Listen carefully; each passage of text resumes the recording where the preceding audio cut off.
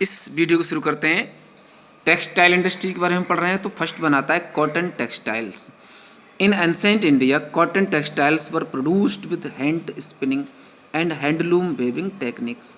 तो ancient India यानी कि ओल्ड इंडिया में, पहले के भारत में क्या था कि कॉटन टेक्सटाइल्स प्रोडक्शन होता था हैंड स्पिनिंग यानी हाथ से कताई करना, हैंडलूम वेविंग हैंडलूम के चरखे से तकनीकी से कपड़ा बनाया जाता था।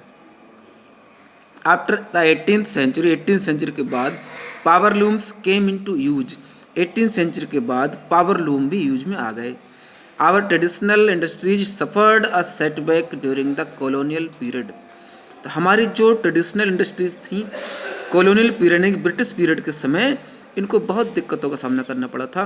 Because they could not compare with the mill made cloth from England, क्योंकि इंग्लैंड से आए हुए मिल से बने कपड़े का कंपटीशन हमारी इंडियन कंपनी नहीं कर पाती थी।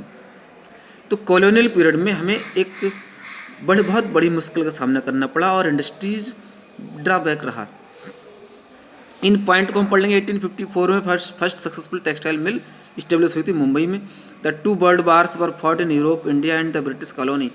तो टू वर्ल्ड वार्स जब हुए थे यूरोप में, इंडिया उस समय ब्रिटिश कॉलोनी था। There was a demand for cloth in UK. तो यूके में क्या था, कपड़े की बहुत डिमांड बढ़ गई थी यूनाइटेड किंगडम में। Hence they gave a boost to the development of the cotton textile industry. इसीलिए ब्रिटिश ने क्या किया कि इंडिया में कॉटन टेक्सटाइल के लिए बहुत बढ़ावा दिया गया था। नेक्स्ट फिर आप की ओर चलते हैं। देखिए, इन द अर्ली ईयर्स में क्या है, the cotton textile industry was concentrated in the cotton growing belt of Maharashtra and Gujarat. तो अर्ली ईयर्स में महाराष्ट्र और गुजरात के कॉटन टेक्सटाइल ग्रोइंग बेल्ट में ही टेक्सटाइल इंडस्ट्री ज़्यादा कंसंट्रेटेड थी। कंसंट्रेटेड मतलब केंद्रित थी।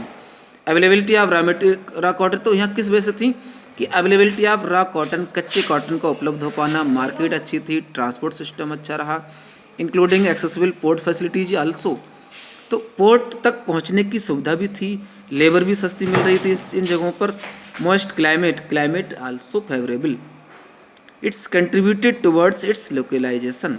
तो इन सभी ने इसके लोकलाइजेशन के लिए अच्छा कंट्रीब्यूशन किया था।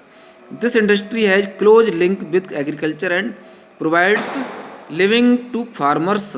इस इंडस्ट्री का एग्रीकल्चर से सीधा संबंध था, जो फार्मर्स के लिए लिविंग प्रोवाइड करें, उनके लिए रोजी रोटी भी प्रोवाइड कराता था ये इंडस्ट्री। ठीक है, कॉटन बॉल का